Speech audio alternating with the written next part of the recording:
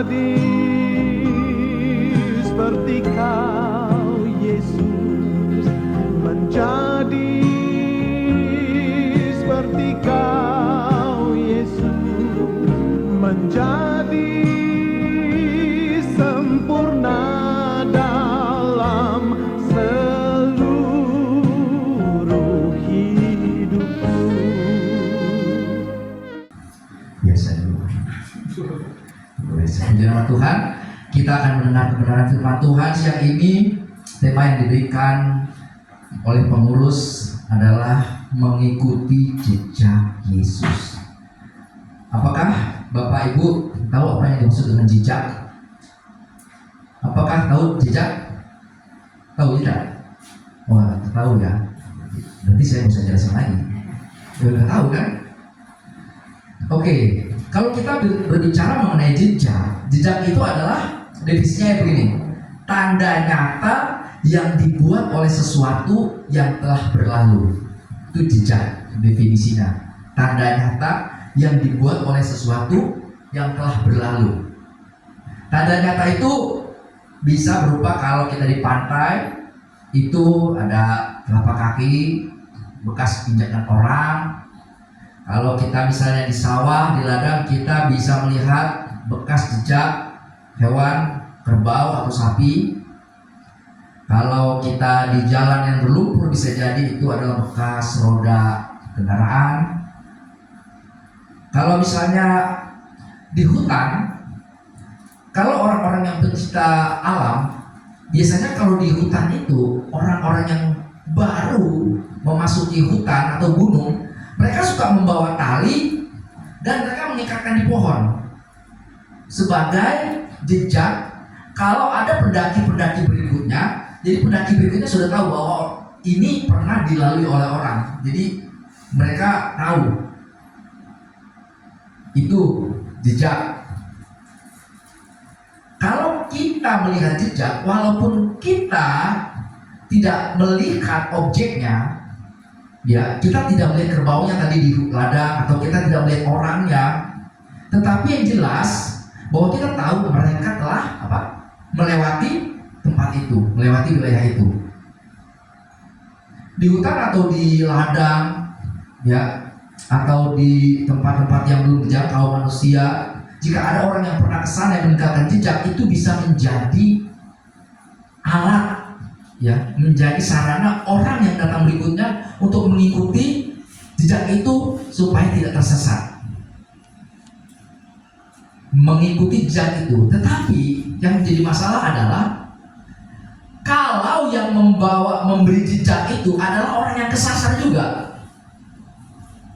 Nah, kita ikuti jejaknya, tetapi yang bekas memberi jejak itu orang yang kesasar. Jadi kita muter-muter aja di hutan itu. Suatu kali saya mau pergi ke kantor, karena macet sekali jalan, orang banyak yang mencari jalan.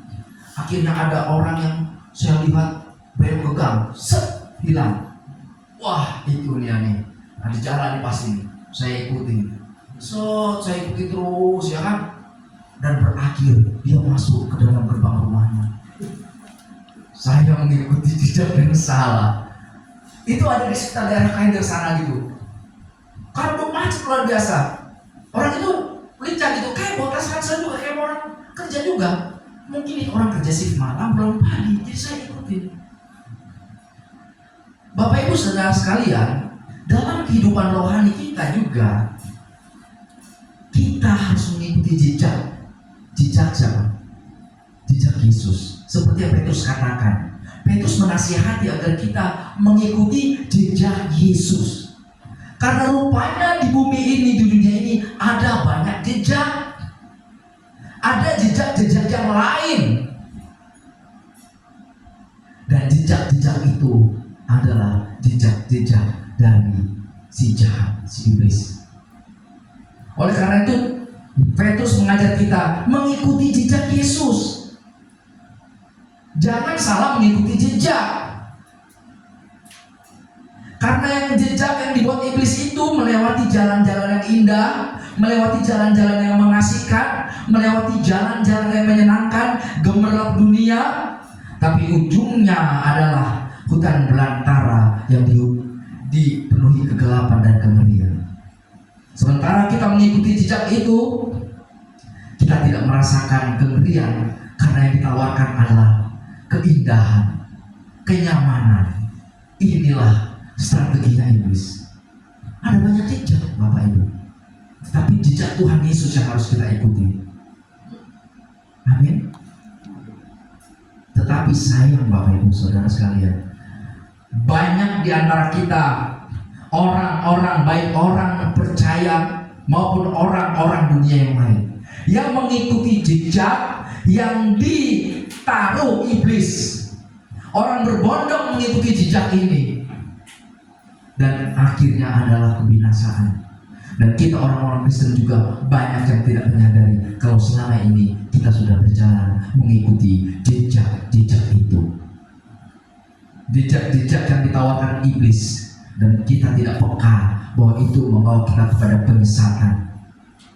Karena yang ditawarkan kenyamanan dunia, yang ditawarkan adalah kesenangan daging, kenikmatan hidup.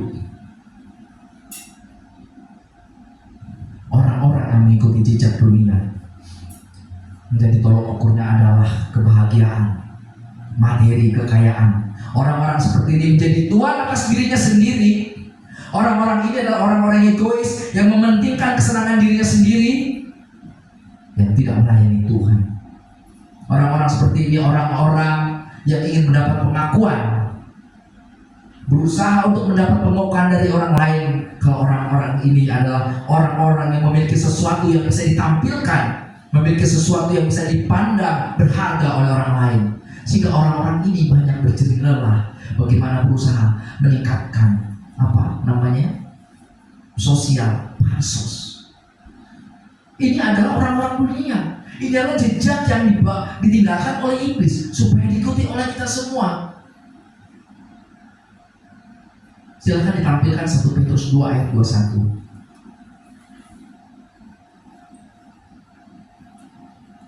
1 Petrus 2 ayat 21. Baik, saya baca saja. Sebab untuk itulah kamu dipanggil, karena Kristus pun telah menderita untuk kamu dan telah meninggalkan teladan bagimu, supaya ayat selanjutnya, ia tidak berbuat dosa dan tipu tidak ada dalam mulutnya. Bapak Ibu Saudara, sudah berapa lama jadi Kristen? Kalau orang Kristen sekedar agama Kristen, cuma memegang keyakinan Tuhan Yesus adalah juru selamat lalu selesai, tidak ada apa-apa yang saudara lakukan, itu tidak berarti apa-apa buat kehidupan kita. Mengakui Yesus Tuhan itu mudah, karena tidak ada ancaman, betul tidak? Tidak ada saudara berteriak-teriak di jalan mengakui Yesus Tuhan, tidak ada ancaman. Tetapi kalau saudara di zaman dahulu, zaman Kristenan mula-mula, mengakui Yesus Tuhan itu adalah taruhannya mati. Taruhannya hilang nyawa, hilang kekayaan, hilang keluarga. Bahkan dimasukkan ke dalam kolosium untuk diadu dengan binatang singa, harimau, dan menjadi tontonan dan menjadi hiburan. Bapak Ibu Saudara sekalian, kekristenan itu adalah jalan hidup. Amin. Kekristenan bukan agama, kekristenan jalan hidup. Maksudnya jalan hidup adalah menghidupi nilai-nilai, prinsip-prinsip yang Yesus ajarkan dalam kehidupan sehari-hari. Inilah yang dimaksud dengan mengikuti jejak Yesus. Menghidupi nilai-nilai, prinsip-prinsip hidup yang Tuhan Yesus sudah pernah ajarkan, yang sudah Yesus tunjukkan ketika Tuhan Yesus 2000 tahun lalu di dalam dunia, dalam pelayanannya. Mengikuti jejak Yesus inilah orang-orang beriman yang melakukan apa yang Tuhan Yesus lakukan. Kalau orang beriman pasti disertai perbuatan, amin. Iman tanpa perbuatan mati. Yakobus berapa itu? Yakobus 2 ayat 17 ya. Demikian juga halnya dengan iman. Jika iman itu tidak disertai perbuatan, maka iman itu pada hakikatnya adalah mati. Perbuatan ini mencakup banyak hal. Hal ini mencakup bagaimana kita memperlakukan orang lain, kita memperlakukan saudara, memperlakukan tetangga, memperlakukan teman. Bagaimana kita mengasihi orang-orang di sekitar kita, orang-orang di dalam gereja dengan kasih yang tulus, dengan tidak berpura-pura. Karena firman Tuhan berkata, hendaklah kasih itu jangan pura-pura. Tetapi di gereja banyak orang yang berpura-pura. Benar nggak? Betul. Banyak orang yang berpura-pura dan keramah-tamahan yang dibuat-buat. Kalau Bapak Ibu melihat orang memiliki kasih, jangan di gereja. Kalau di gereja ini semuanya penuh kasih 2 jam. Setelah itu kembali ke kehidupan pulang gereja, kembali lagi. Kita tidak bisa mengukur orang memiliki kasih hanya karena 2 jam kita ngobrol di gereja di sini, ngobrol paling 5 menit. Tidak bisa melihat kasih. Kalau saudara melihat kasih orang, saudara harus bersama orang itu sesering mungkin. Benar nggak? Kalau di sini kan jujur semua kalau kita ngomong, benar. Coba nanti lama-lama kita baru tahu aslinya bagaimana orang. Kita hendaknya sebagai anak-anak Tuhan bagaimana kita memperlakukan orang. Jangan manipulatif, Bapak Ibu. Tahu manipulatif? Manipulatif itu mencari keuntungan, memanfaatkan orang. Kasih yang tidak tulus. Iman disertai perbuatan. Perbuatan juga mencakup menghadapi tantangan hidup, permasalahan hidup. Permasalahan hidup itu bukan cuma tidak punya duit. Orang yang punya duit juga banyak permasalahan hidupnya. Orang kaya juga memiliki tantangan hidup. Kalau orang susah memiliki tantangan hidup, orang kaya juga punya tantangan hidup. Karena orang kaya bisa bertindak semau mau, dengan uangnya bisa mengatur orang, memerintahkan orang, merendahkan orang, menganggap dirinya lebih penting, menganggap diri harus dilayani. Orang semua harus hidup mengikuti jejak Kristus. Makanya orang Tuhan bilang apa? Orang kaya sukar masuk surga. Sukar berarti bukan tidak bisa, sukar. Orang miskin sukar nggak? Sukar juga. Kalau pikiran duniawi, karena nggak ditulis orang miskin gampang masuk surga, di Alkitab enggak. Orang kaya suka masuk surga, tapi orang miskin juga suka masuk surga kalau pikirannya duniawi. Kalau pikirannya terus tertuju kepada mamon. Amin Bapak Ibu.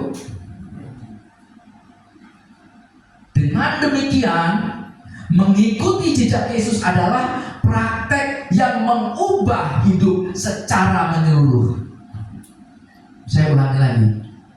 Mengikut jejak Yesus adalah praktek yang mengubah hidup secara menyeluruh. Jadi kalau kita mengikut Yesus, hidup kita tidak berubah, karakter kita masih duniawi, masih ada unsur kejahatan, unsur kenajisan, kecemaran yang kita sukai untuk kita lakukan, itu belum mengikuti dengan benar. Kalau kita mau mengikuti jejak Yesus, ada banyak sekali poin di sini yang kita bisa teladani dari Yesus. Kalau dirinci ini ada ratusan, cuma karena saya nggak mungkin saya ratusan. Kalau ratusan saya rinci di sini, maka kita akan perlu jam 3 sore. Baik, oleh karena itu saya akan membahas 3 poin saja. Bapak Ibu, teladan Yesus yang harus kita teladani, mengikuti teladannya, mengikuti jejaknya. Yang pertama adalah dalam hal taat menderita.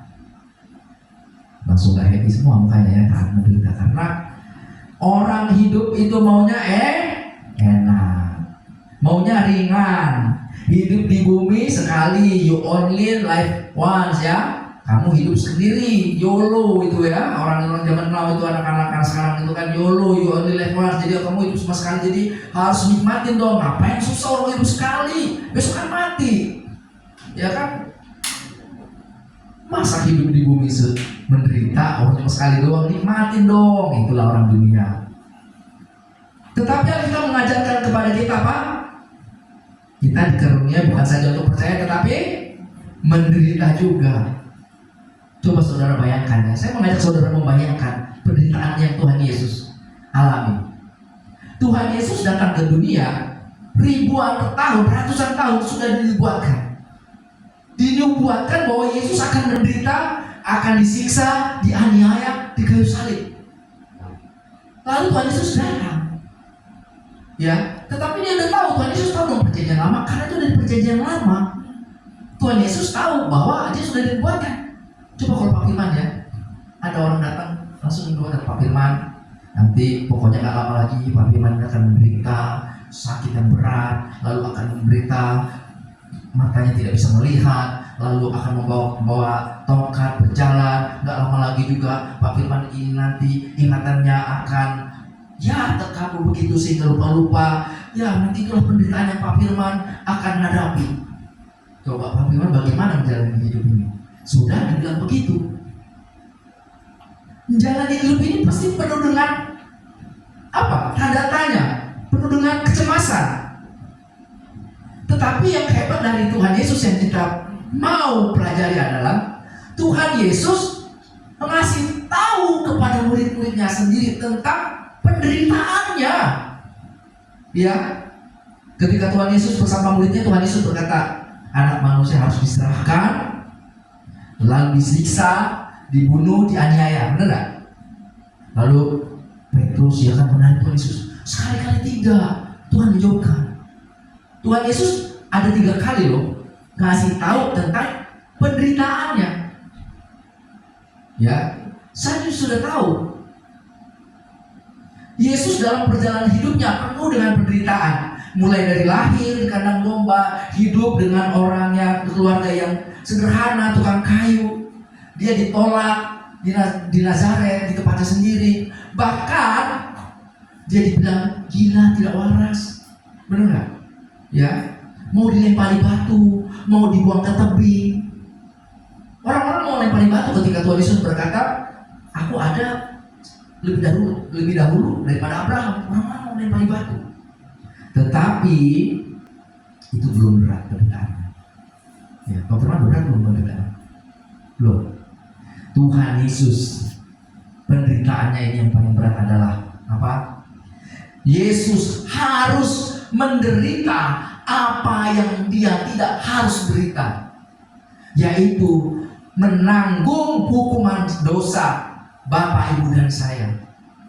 Inilah penderitaan Yesus. Dia harus menanggung dosa, hukuman dosa yang dijatuhkan harusnya kepada kita.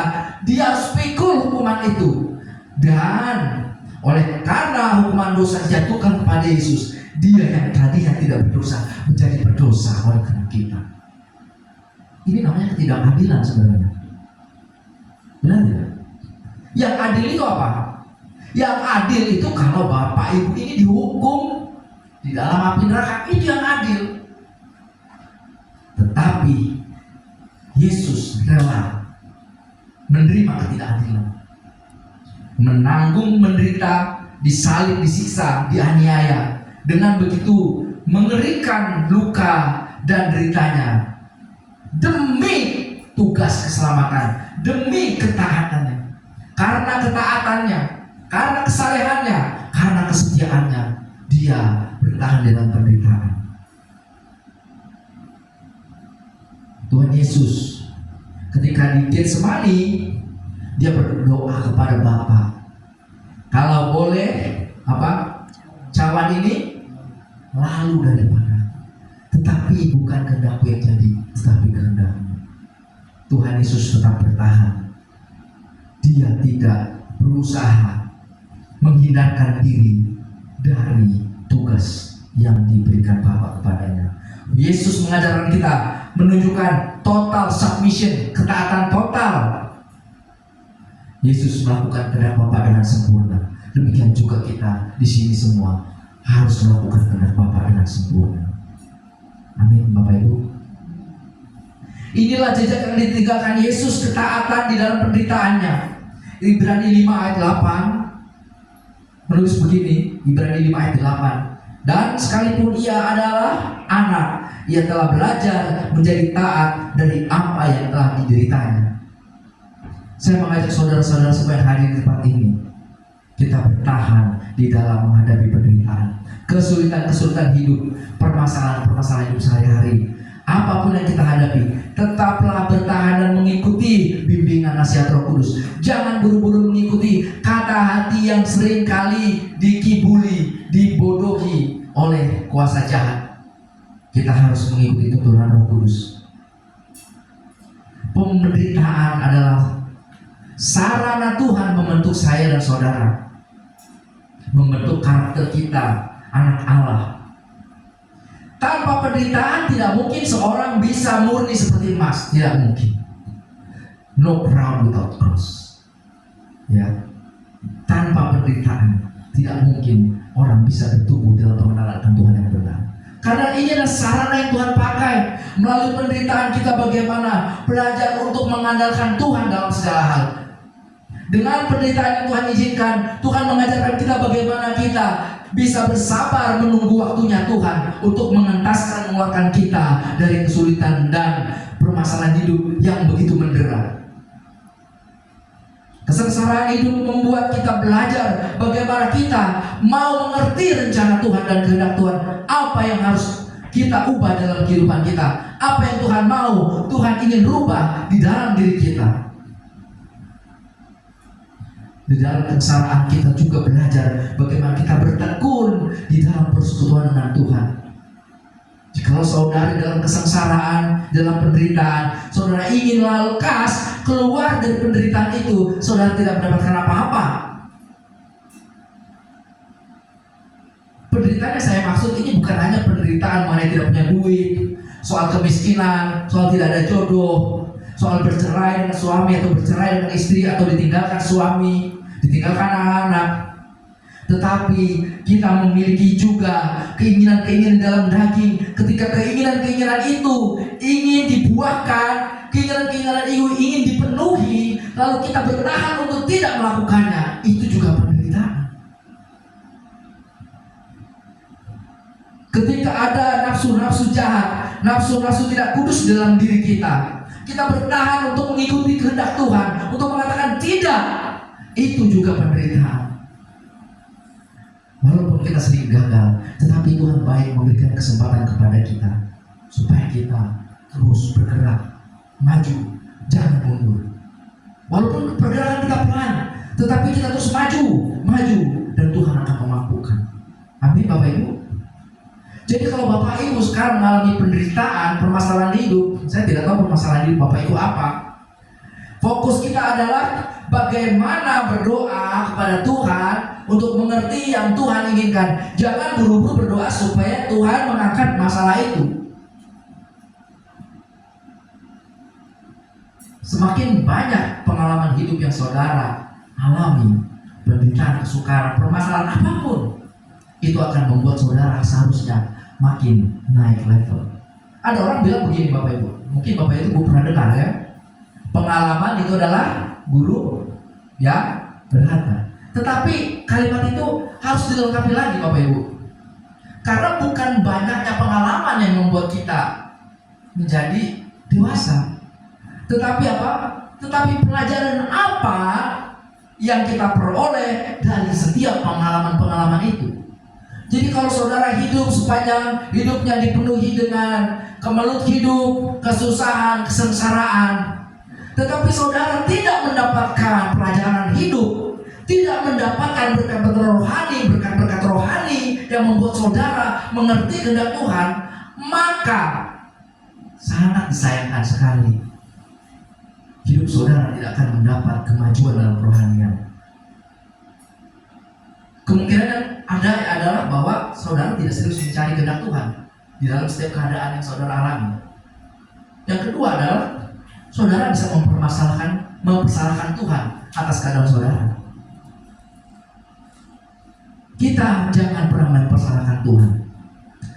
Tuhan Yesus dengan taat dan tekun menanggung penderitaannya, tidak harus dideritanya. Dengan taat dan setia, tidak berbantah-bantah. Kalau Tuhan ingin membantu kita menjadi bencana yang indah, kita harus dilumat, kita harus diperas, kita harus dibentuk, karakter kita harus diubahkan dengan permasalahan-permasalahan hidup. Itu yang membuat saudara tangguh. Kalau saudara bisa berenang cuma di kolam renang, lalu saudara tidak berenang di laut, maka keahlian saudara itu berenangnya belum teruji.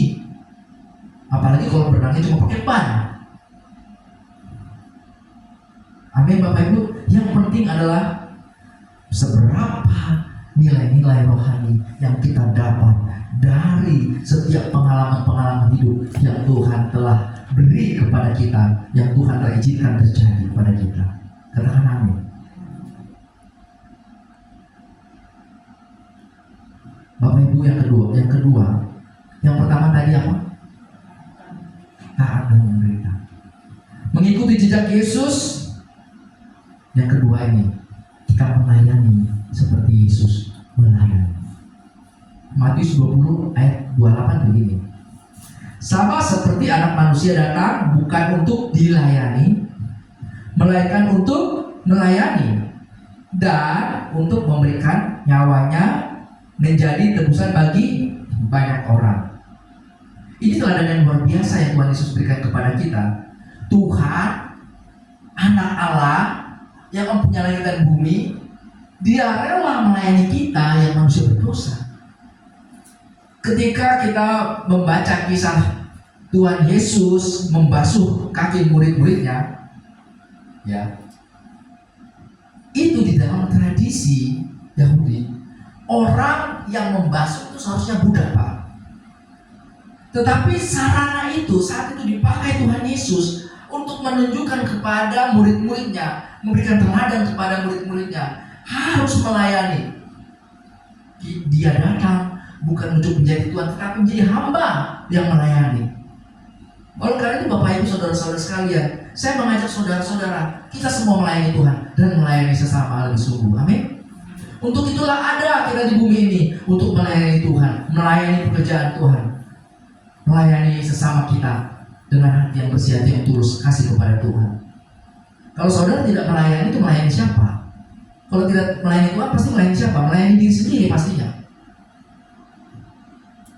Tetapi banyak di kalangan orang-orang Kristen di dalam pelayanan, ya, itu banyak orang yang melayani tetapi bukan menjadi pelayan, tetapi menjadi bos. Bos, servant. Pelayan, bos. Maksudnya ngerti? Pelayan, bos. Melayani tapi mau ngebos. Ini banyak di gereja. Bos, servant. Pelayan tetapi bos. Gue melayani tapi gue dianggap dong gue nih gitu. Padahal kalau kita melayani Tuhan yang benar, apa? Kita tidak berhak mendapatkan pujian apapun dari orang. Amin. Kita tidak berhak mendapat pujian. Tidak berhak. Ini yang Tuhan Yesus ajarkan. Jangan melayani menjadi pelayan tadi, bos, servant. Saling mementingkan diri sendiri di dalam gereja, saling ingin diutamakan, ingin diperhatikan, sehingga pelayanan tidak berdampak bagi jemaat. Padahal Tuhan Yesus telah memberi contoh kepada murid-muridnya. Barang siapa yang mau terbesar, dia harus menjadi pelayan. Kita jangan sombong, jangan meninggikan diri keadaan kita. Mungkin keadaan kita secara ekonomi lebih baik dari orang, tapi kita harus tetap rendah hati. Kita melayani Tuhan. Kita nggak ada apa-apanya, semuanya nggak ada apa-apanya. Amin, Bapak Ibu. Nggak ada apa-apanya, nggak ada hebat. Semua kehebatan kita pun dari Tuhan.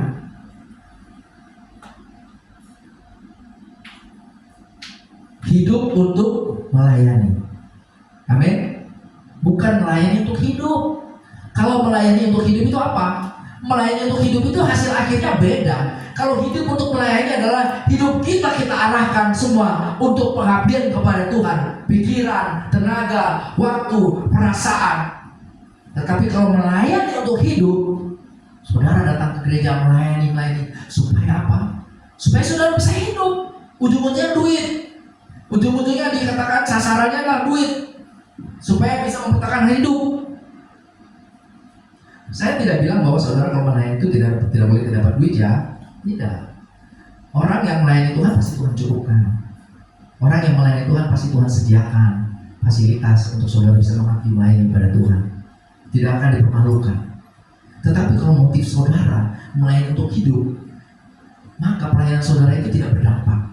Tetapi kalau kita melayani Tuhan dengan hati yang tulus, mau melayani supaya orang yang dilayani juga memiliki kerinduan untuk menjadi serupa dengan Kristus, itu pelayanan yang benar. Pelayanan yang benar adalah agar semua orang-orang yang dilayani mengenal Tuhan, memiliki hati yang haus, memiliki pikiran dan perasaan seperti Kristus, mengarahkan hatinya, dirinya ke langit baru dan bumi yang baru. Itu keberhasilan pelayanan. Kalau pelayanan sudah capek-capek, tapi jemaatnya semua masih duniawi, masih malas, tidak ada yang berdoa, itu tugas berat, belum berhasil.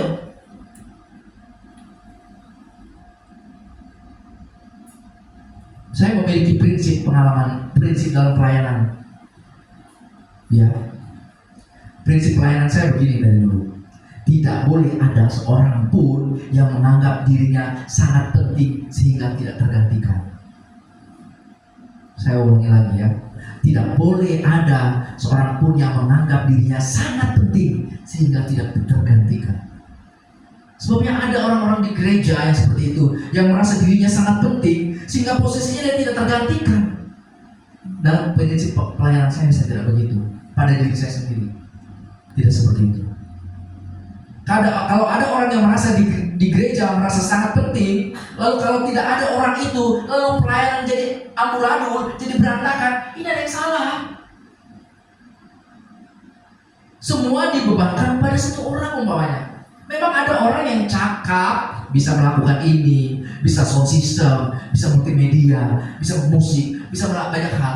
Tetapi kalau cuma satu orang, lalu ketika orang itu merasa saya paling bisa, paling diandalkan oleh gembala saya, sehingga saya tidak ragukan, gua nggak datang tuh ibadah, langsung kalang kabut. Kalaupun saudara punya karunia, bisa melakukan kecakapan banyak hal, tetap rendah hati, tetap bertunduk kepada pimpinan Roh Kudus, tunduk kepada gembala. Itu pelayanan yang benar. Tuhan Yesus sudah memberikan contoh. Dia membasuh, dia merendahkan diri, membasuh kaki murid-muridnya. Kita pun harus melayani seperti Yesus melayani. Amin Bapak Ibu. Oleh karena itu Bapak Ibu Saudara sekalian, siapkan dirimu terus untuk melayani Tuhan. Jangan malas. Jangan malas. Melayani Tuhan itu ya bukan cuma di gereja ini, bukan cuma datang tiap hari Minggu lalu beres kursi, ngerapin kabel, itu kecil, bagian kecil dari pelayanan. Tetapi pelayanan kita adalah di dalam kehidupan sehari-hari. Ya, kalau seorang Bapak Ibu berjualanlah dengan jujur, dengan ramah, tetap tidak menipu orang, tidak mencari keuntungan yang manipulatif. Kalau saudara seorang pegawai kantor, bekerjalah baik, jujur, tanggung jawab, jangan malas, jangan suka curi-curi absen. Kalau saudara mahasiswa, kerjakanlah tugas dengan tepat waktu, belajarlah, jangan mencontek, jangan cuma main game. Itu pelayanan kita.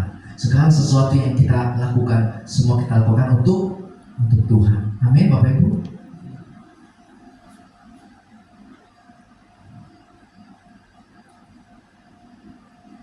Yang ketiga Bapak Ibu, mengikuti jejak Tuhan.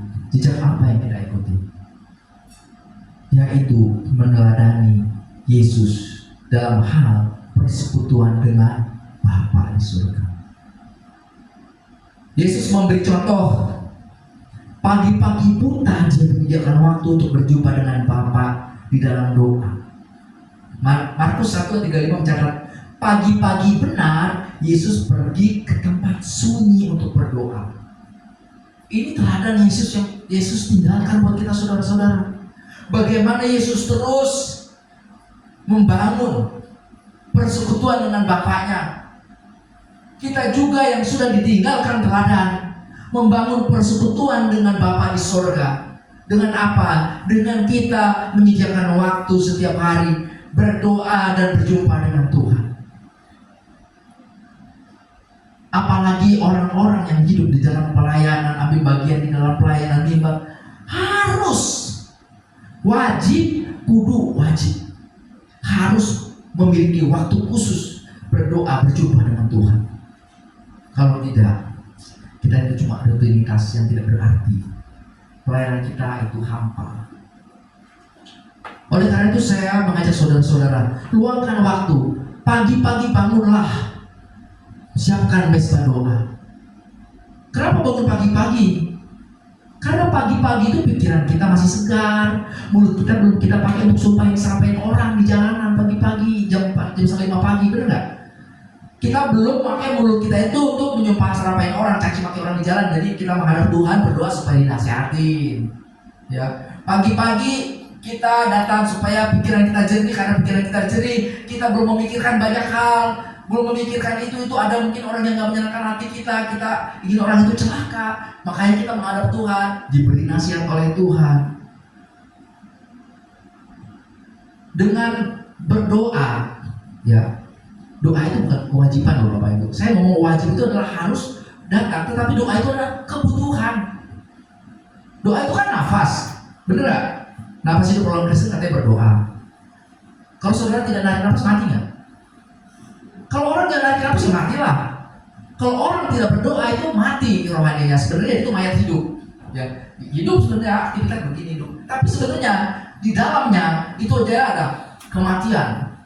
Karena tidak ada doa, tidak ada persekutuan dengan Tuhan. Persekutuan dengan Tuhan itu seperti ada aliran listrik yang tidak terputus. Kalau terputus, mati.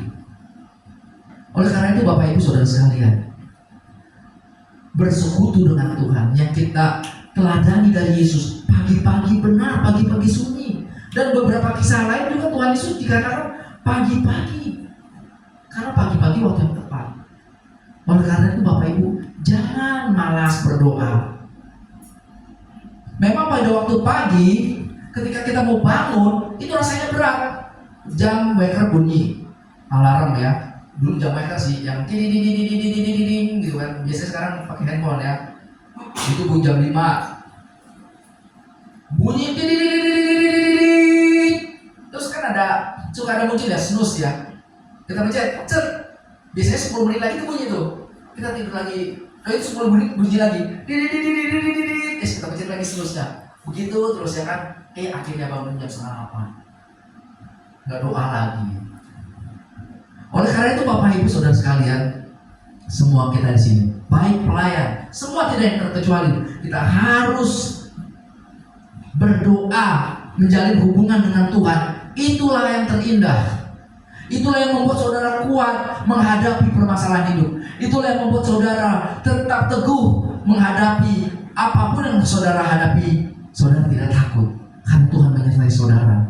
Di dalam doa kita mengenal penyertaan Tuhan, kita merasakan hadirat Tuhan melingkupi kita, kekuatan Roh Kudus menyertai kita, sehingga kita apapun yang kita hadapi, kita tidak akan takut. Praktekkan ini Bapak Ibu. Ketika kita menghadap Tuhan pagi-pagi, kita mengangkat tangan kita kepada Tuhan, kita mencari hadirat Tuhan. Tuhan berkata, carilah wajahnya selalu, cari Tuhan selagi Ia berkenan ditemui.